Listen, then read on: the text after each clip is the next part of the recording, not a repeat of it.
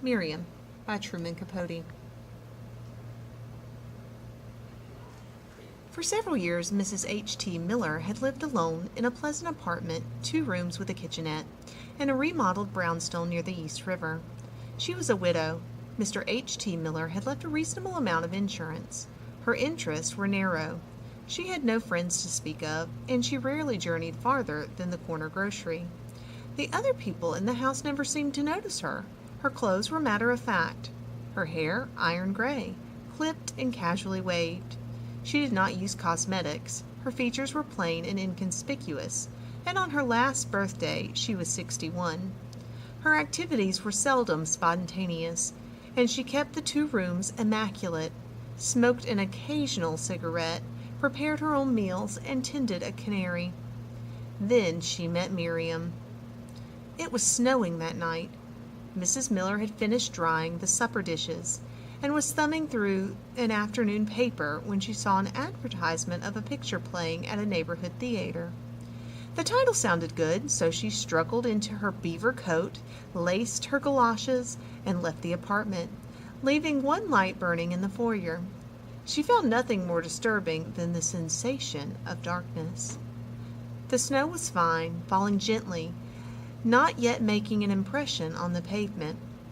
The wind from the river cut only at the street crossings. Mrs. Miller hurried, her head bowed, oblivious as a mole burrowing a blind path. She stopped at the drugstore and bought a package of peppermints. A long line stretched in front of the box office. She took her place at the end. There would be, a tired voice groaned, a short wait for all seats. Mrs. Miller rummaged in her leather handbag till she collected the correct change for admission. The line seemed to be taking its own time, and looking around for some distractions, she suddenly became conscious of a little girl standing under the edge of the marquee. Her hair was the longest and strangest Mrs. Miller had ever seen, absolutely silver white, like an albino's. It flowed waist-length in smooth, loose lines. She was thin and fragilely constructed. There was a simple, special elegance in the way she stood with her thumbs in her pockets of the tailored plum velvet coat. Mrs. Miller felt oddly excited, and when the little girl glanced toward her, she smiled warmly. The little girl walked over and said, "Would you care to do me a favor?" "I'd be glad to if I can," said Mrs. Miller. "Oh, it's quite easy. I merely want you to buy a ticket for me. They won't let me in otherwise. Here, I have the money," and gracefully she handed Mrs. Miller 2 dimes and a nickel. They went over to the theater together, and Usherette directed them to a lounge. In 20 minutes the picture would be over. "I feel just like a genuine criminal," said Mrs. Miller gaily, as she sat down. "I mean, that sort of thing's against the law, isn't it? I hope I haven't done the wrong thing. Your mother knows where you are, dear. I mean, she does, doesn't she?" The little girl said nothing. She unbuttoned her coat and folded it across her lap. Her dress underneath was prim and dark blue. A gold chain dangled about her neck, and her fingers, sensitive and musical looking, toyed with it. Examining her more attentively, Mrs. Miller decided the truly distinctive feature was not her hair, but her eyes. They were hazel, steady, lacking any childlike quality whatsoever, and because of their sight, seemed to consume her small face. Mrs. Miller offered a peppermint. "What's your name, dear?" "Miriam," she said, as though in some curious way it were information already familiar. "Why, isn't that funny? My name's Miriam, too. And it's not a terribly common name, either. Now, don't tell me your last name's Miller." "Just Miriam." "But isn't that funny?" "Moderately," said Miriam, and rolled the peppermint on her tongue. Mrs. Miller flushed and shifted uncomfortably. "You have such a large vocabulary for such a little girl." "Do I?" "Well, yes," said Mrs. Miller, hastily changing the topic to, "Do you like the movies?" "I really wouldn't know," said Miriam. "I've never been before." Women began filling the lounge, and the rumble of the newsreel bombs exploded in the distance. Mrs. Miller rose, tucking her purse under her arm. "I guess I'd better be running now if I want to get a seat," she said. "It's nice to have met." Miriam nodded ever so slightly. It snowed all week.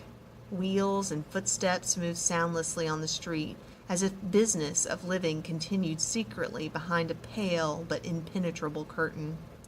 In the falling quiet there was no sky or earth, only snow lifting the wind, frosting the window glass, chilling the rooms, deadening and hushing the city.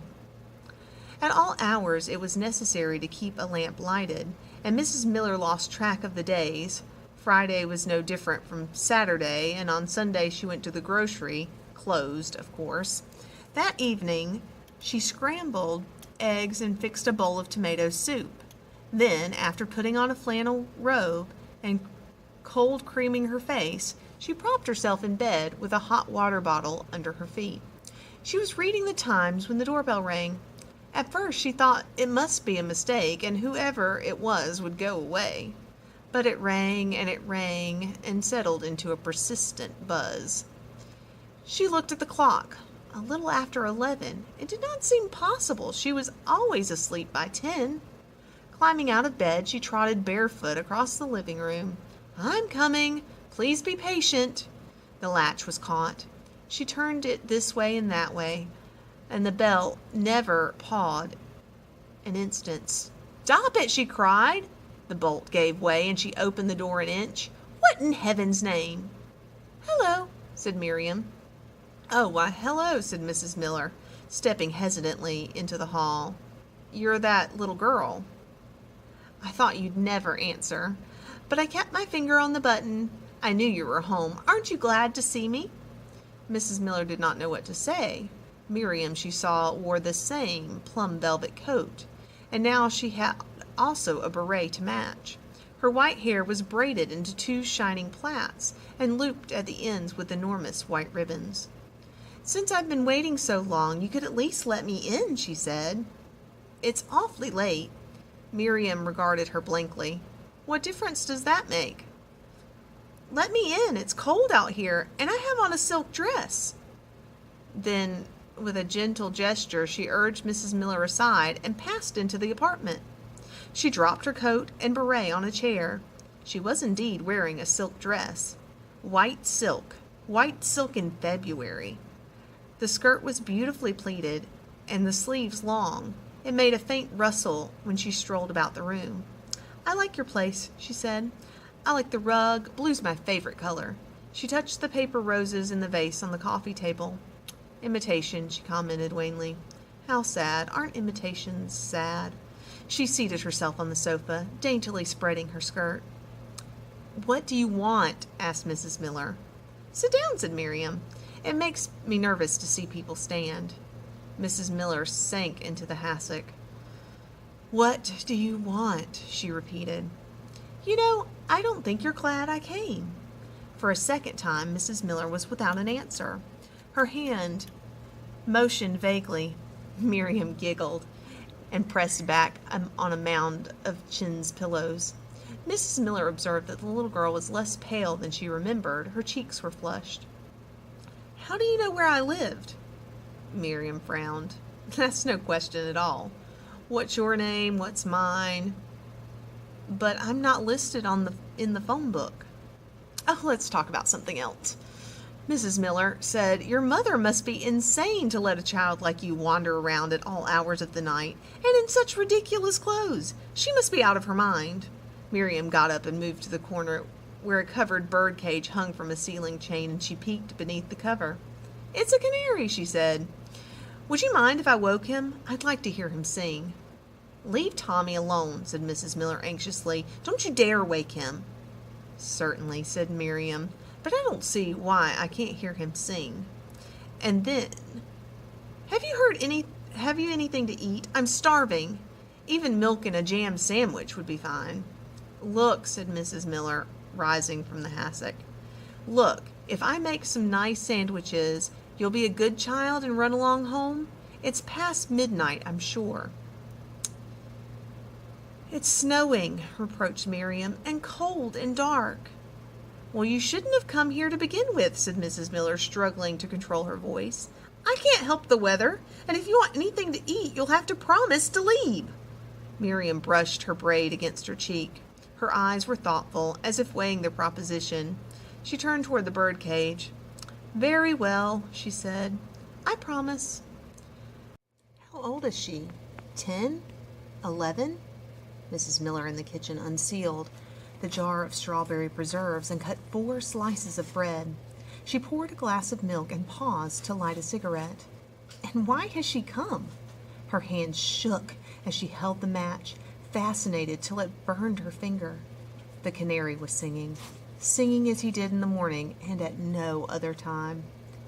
"Miriam," she called. "Miriam, I told you not to disturb Tommy." There was no answer. She called again, and all she heard was the canary. She inhaled the cigarette and discovered that she had lighted the cork-tipped end, and she really mustn't lose her temper. She carried the food on a tray and set it on the coffee table. She saw first that the birdcage still wore its night cover, and Tommy was singing. It gave a queer sensation, and no one was in the room. Mrs. Miller went through an alcove leading to her bedroom. At the door, she caught her breath. "What are you doing?" she asked. Miriam glanced up, and in her eyes there was a look that was not ordinary. She was standing by the bureau, a jewel case open before her. For a minute she studied Mrs. Miller, forcing their eyes to meet, and she smiled. "There's nothing good here," she said. "But I like this." Her hand held a cameo brooch. "It's charming." "Perhaps you'd better put it back," said Mrs. Miller, feeling suddenly the need of some support. She leaned against the door frame. Her head was unbearably heavy.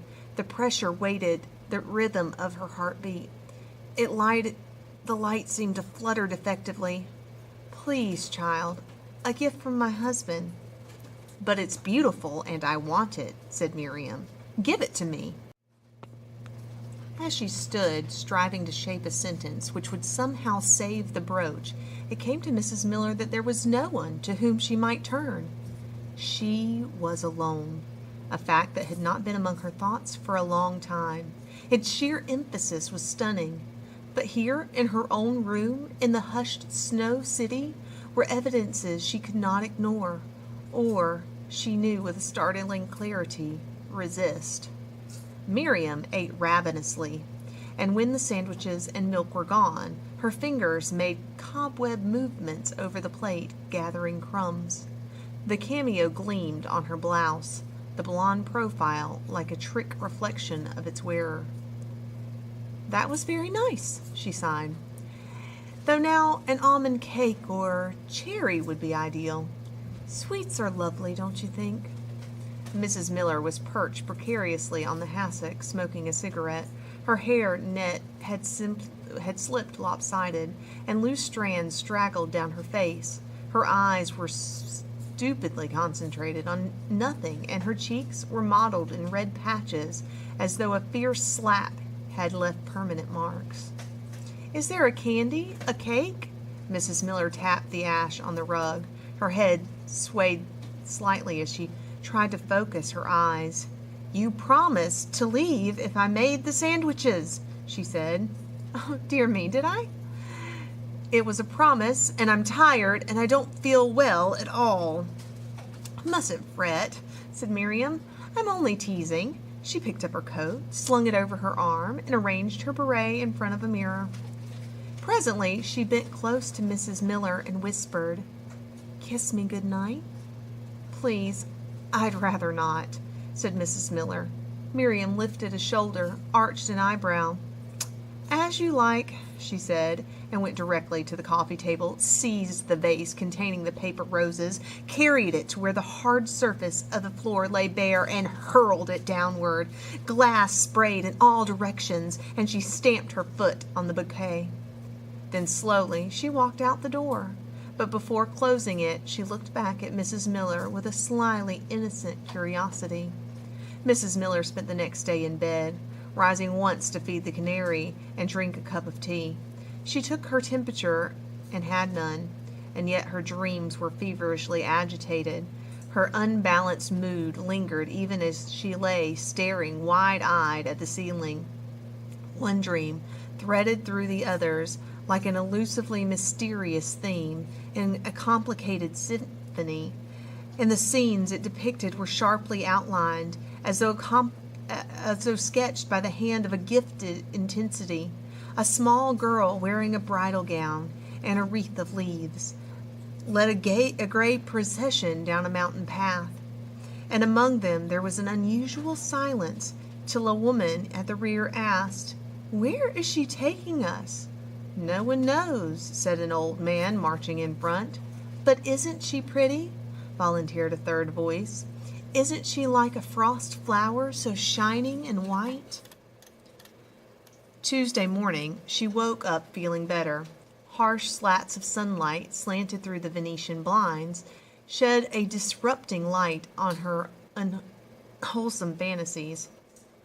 She opened the window to discover a thawed, mild as spring day, a sweep of clean, new clouds crumpled against it, a vastly blue and out-of-season sky.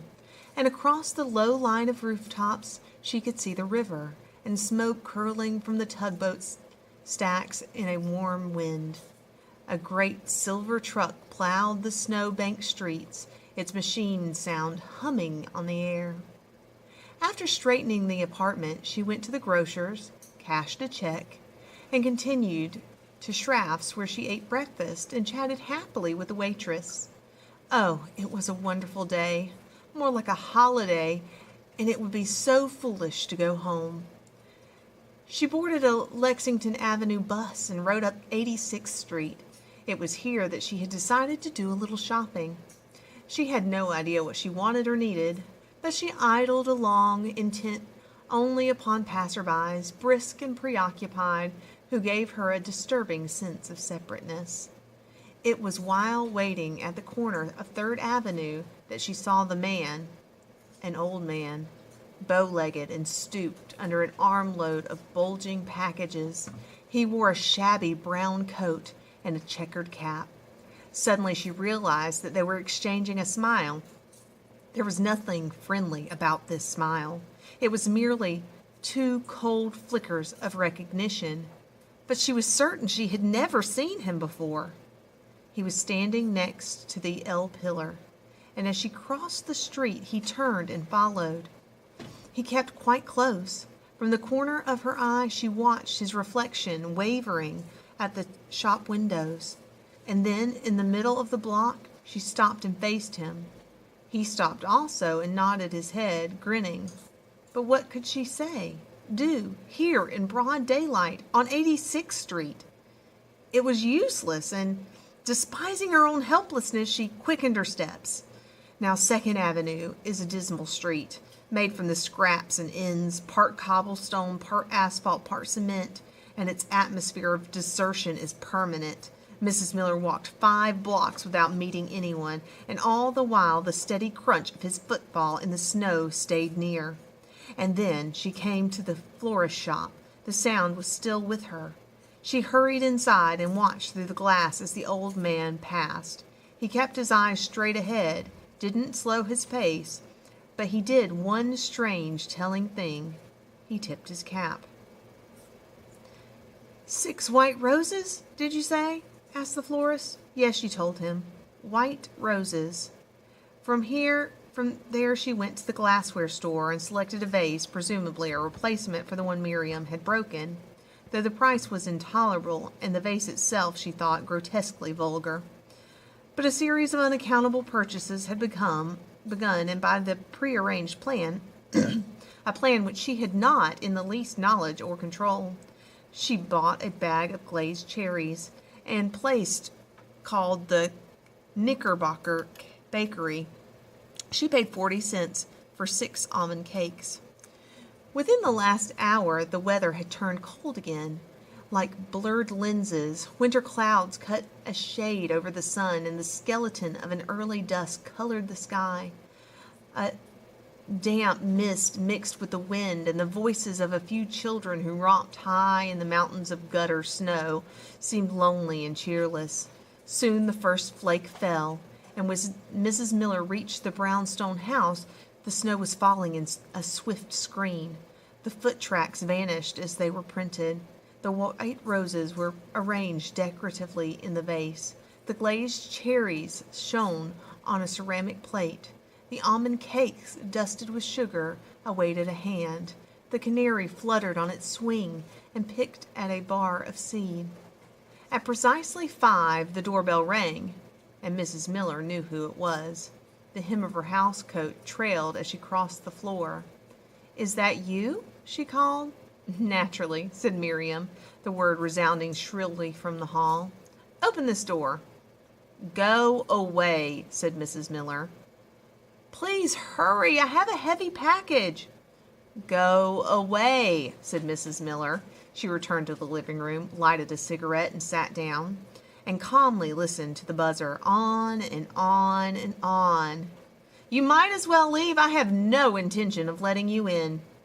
Shortly the bell stopped. For possibly 10 minutes, Mrs. Miller did not move.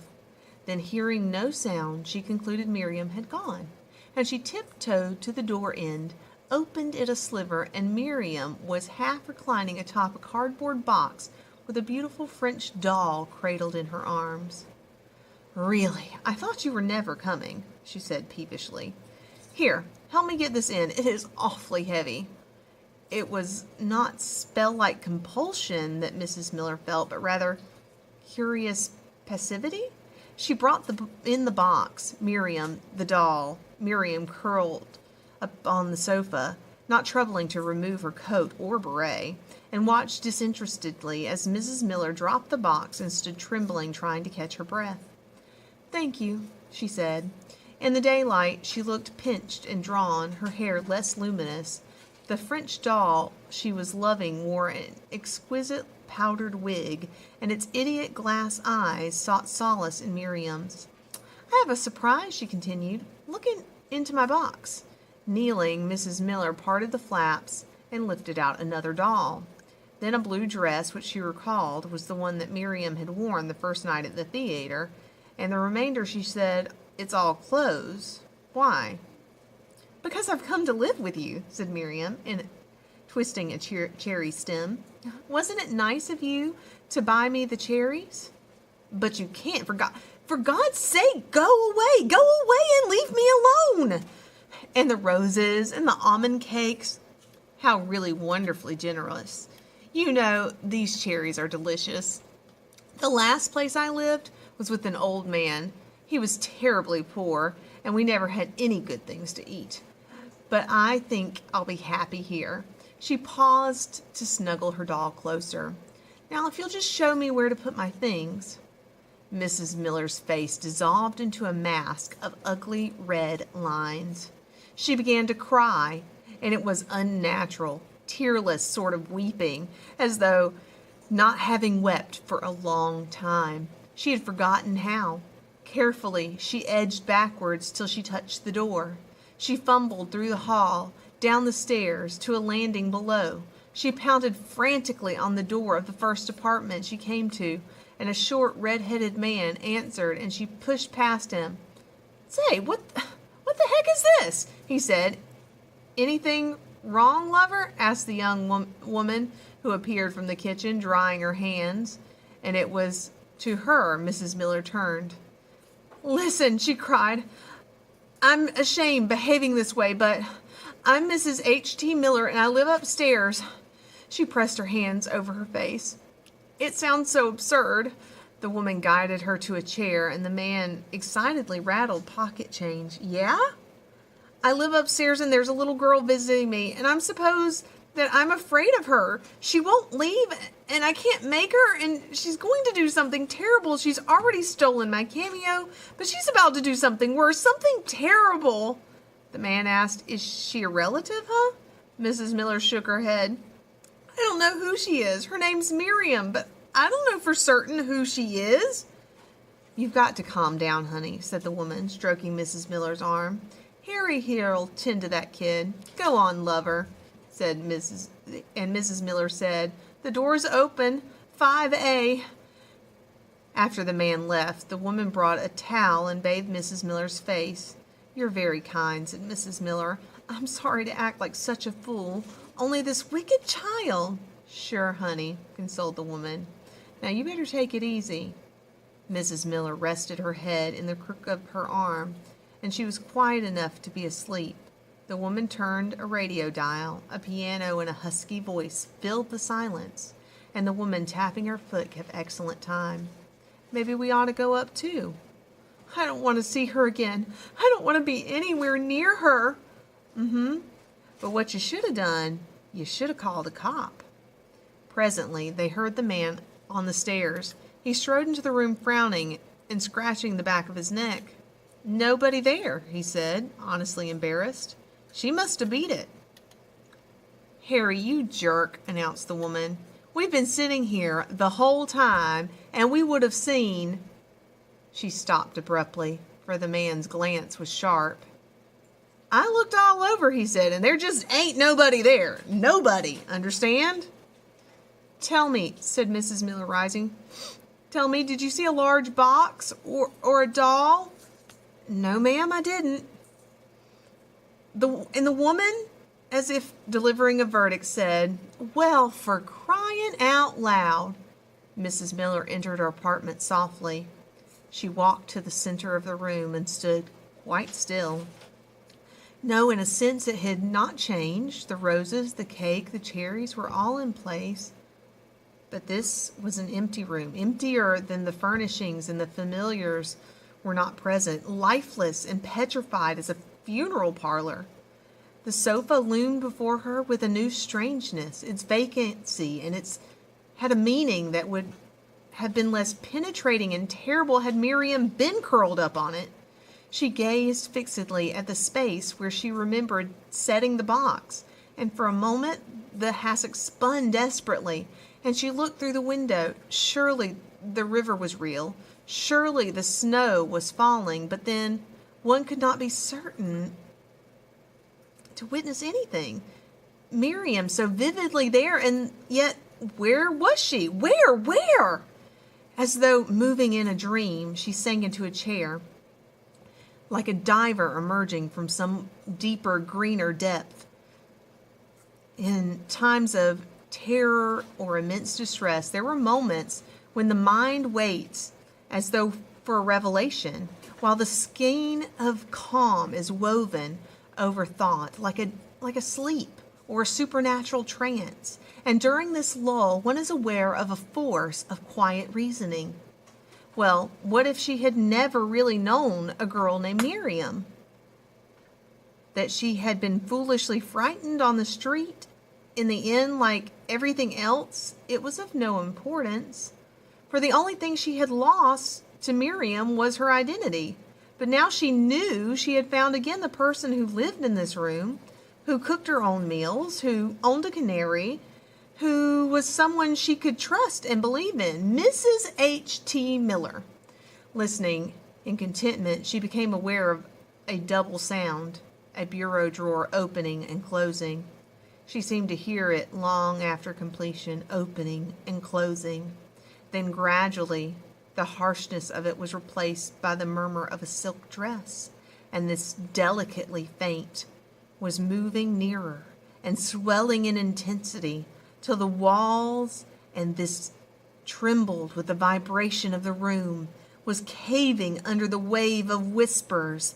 Mrs. Miller stiffened, opened her eyes to a dull, direct stare. "Hello," said Miriam.